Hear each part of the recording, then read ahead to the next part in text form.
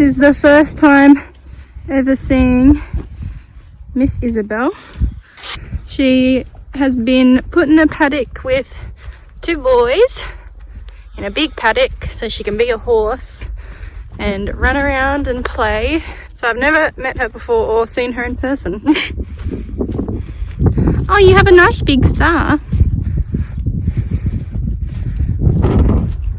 Oh, you're very pretty. Hi, Phoenix. I know. Oh, it's alright. Hello. Hello. Oh, you're very pretty. A bit shy.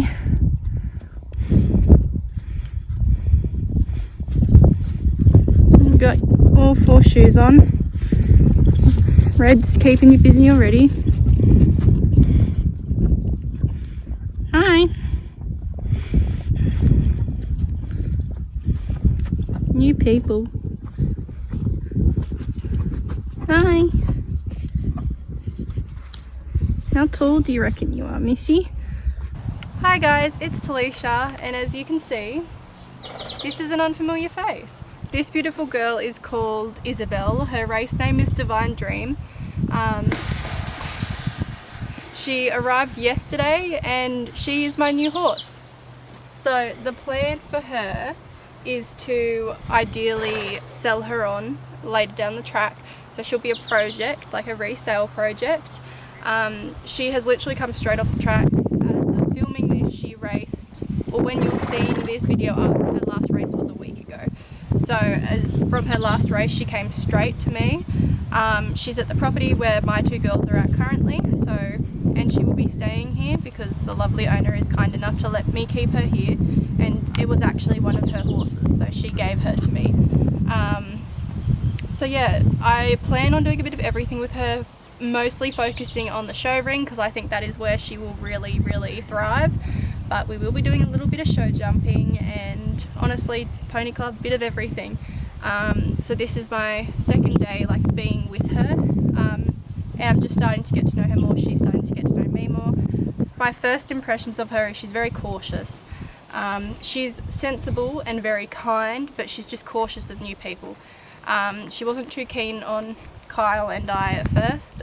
She wouldn't let me catch her. She now, after just a day of like seeing me, she lets me catch her, but she is just wary of new people.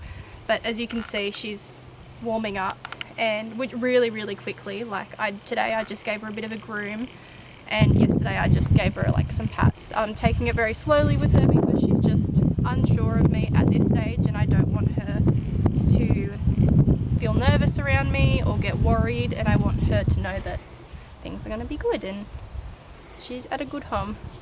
So yeah, I'm not going to be pushing her into any work anytime soon.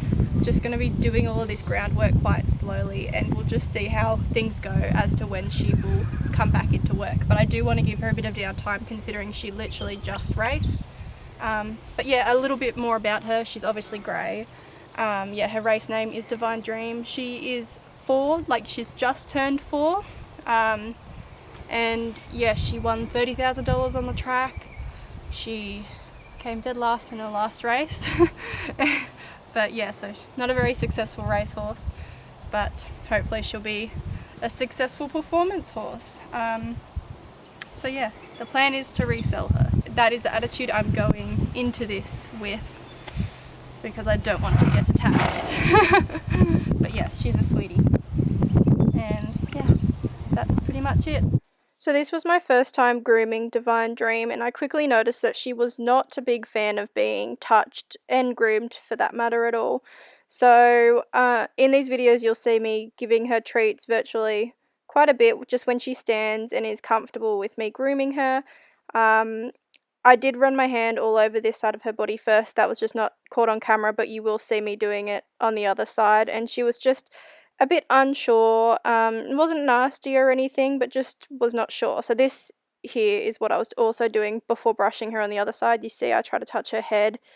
Unfortunately, she's not very keen on me touching up near her ears, which does happen with some race horses. So that will be something we have to work with. She'll get over it eventually once she realizes that I'm not going to grab her ear or do anything that is uncomfortable for her. But yeah, here you just see me feeling over her body, because I did feel over her body the day before and she felt sore to me. So you'll see me putting a bit of pressure here and she reacts, which is an indication that she's probably sore in her back. However, I came back and did this a couple days later and she gave me no reaction, so it's unsure whether she is sore or whether she's just not a fan of me touching her there at this stage, where now she's really comfortable with me touching her all over, and I was not putting a large amount of pressure there or anything, but she was just reacting like that. She will be seeing the massage therapist either way, and I'm sure she is a bit tense and sore there just from racing, so we'll see what he says. And as you can see, I've got my lead rope looped through the gate there. The reason I have done it there rather than to the fence is because the fence is not round, therefore the rope will not glide out as quickly as it would where it is here, and I can easily apply and release pressure whenever I need. If she was to pull back and I wanted to release the pressure, just letting go of the rope completely, it would slide straight up, and it is extremely safe. I would not tie her to a gate, but she's not tied, hence why this is okay.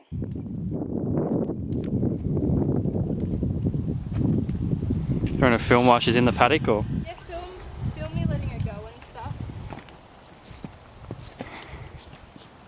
Because ideally what I want her to eventually... Oh, so as you can see, she's out in a massive paddock with a retired horse. This is Red just here. And then, so they're both geldings, and then that's Phoenix, who's just on a spell before he goes back into racing.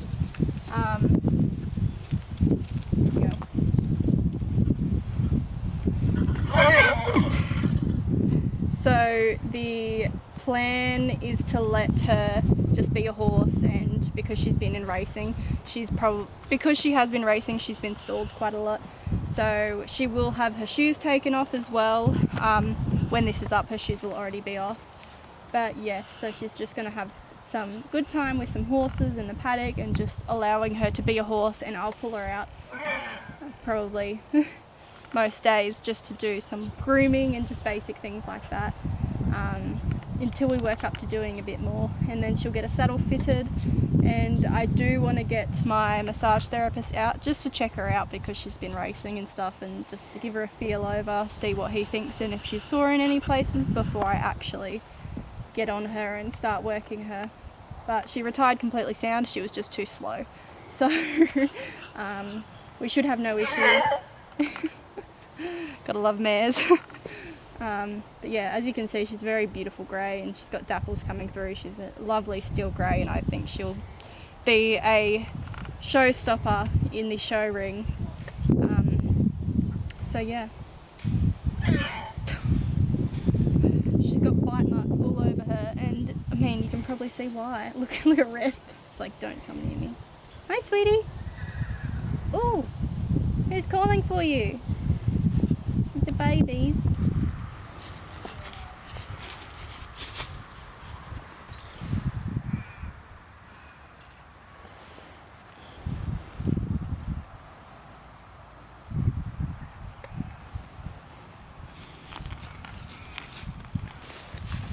Ugh.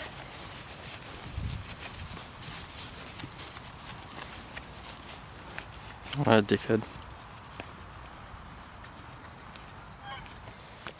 On this day, I did give her a quick groom beforehand, but I didn't film it, but she was very quiet and was a lot more comfortable with me touching her all over, which was really good.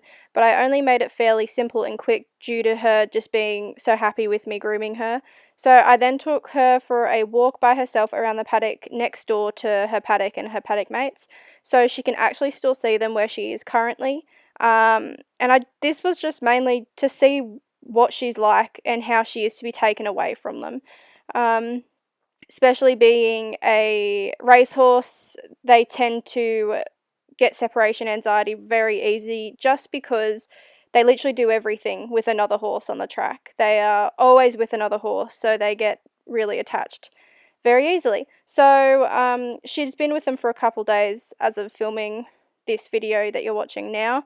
You can also see a couple bite marks on this side of her. It was only on her near side. For some reason, she has no bite marks on her off side, but that is just from the head gelding. He's doing what every head gelding normally does, or head horse, putting her in her place. If it does keep up, because she's got some decent bite marks on her, he will be getting moved into this paddock, but I'm sure he'll ease up on her, hopefully. Otherwise, she was going to have bite marks all over her. They're only very superficial, though. They've just taken off the hair, so they'll grow back really nicely. And here I just took her through the trees just to see how she was in this kind of environment. Then I walk her down to the bottom of this paddock, and when I'm walking her this way, she's not able to see her paddock mates. However, she was not bothered at all. She did get a little bit of a jog at some stage, but it was nothing bad. It was like 2 steps of a little jog, and then she stopped. And I literally just did like a half a lap of this paddock. So as you can see, I cut the right hand corner because it was a really, really steep hill. And I was like, yeah, let's just not do that because she'll probably end up trotting down the hill. So I cut across the diagonal and head up towards those trees. I don't go into the trees that you see in front of me, but then I just go along the fence line and put her away. So it was probably literally a 3 to 4 minute walk. And most of the time she was able to see her paddock mates. I just wanted it to be really simple and easy for her, so she realises that she can go away from her paddock friends and that she'll be coming back to them, so she doesn't need to stress or worry. Not that she particularly was worried. She was a bit tense, but the things, like, I'm learning more and more about her every time I do something with her. She is very, very sensible and mature, although she does get tense when I take her away. And she gets a bit nervous when I touch her sometimes, which she's getting much, much better with and more comfortable around me. She is not nasty, and when she does get nervous, she doesn't do things like kicking out or nipping or anything like that. You can just see in her demeanour how she acts and, her body language that she's a bit unsure. But she's very sensible and fairly quiet as well, which is nice. She just takes a bit of time to get used to people, but she's gotten used to Kyle and I ridiculously quickly. Pretty much a day after just doing something like grooming with her, we saw a massive difference in her reaction and her body language towards us, and she was getting a lot more comfortable, and we were giving her a lot of treats when she was doing something good, so she realizes that she does get reimbursed when she is good. Not that she's been bad, but when she lets us touch her and she stands happily, she gets a treat. And when I catch her, because she wasn't too keen on me catching her at first, she gets a treat. And she's very, very good with the treats as well. She doesn't get muggy for the treats or anything like that. She doesn't search for them. She just, when they're offered, she'll take them really gently. She's been really, really a super little mare so far.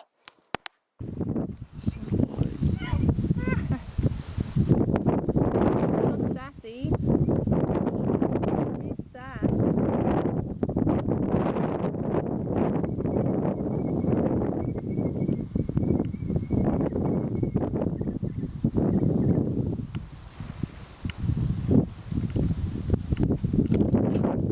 Hi, Phoenix. Oi.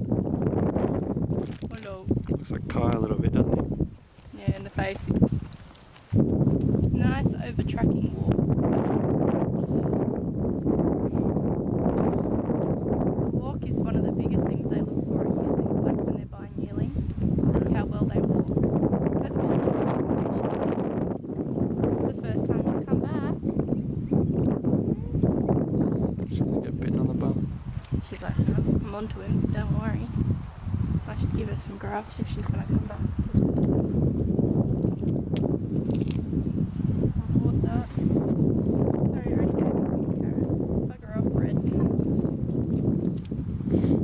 They love the big over-tracking walk because it means I'll have a big stride. That didn't work for you though, did it? You failed as a racehorse. She didn't fail, there was just faster horses than her. Yeah, but I mean, she has the conformation and stuff, but she doesn't have as good of bloodlines as others. Hello, big dude.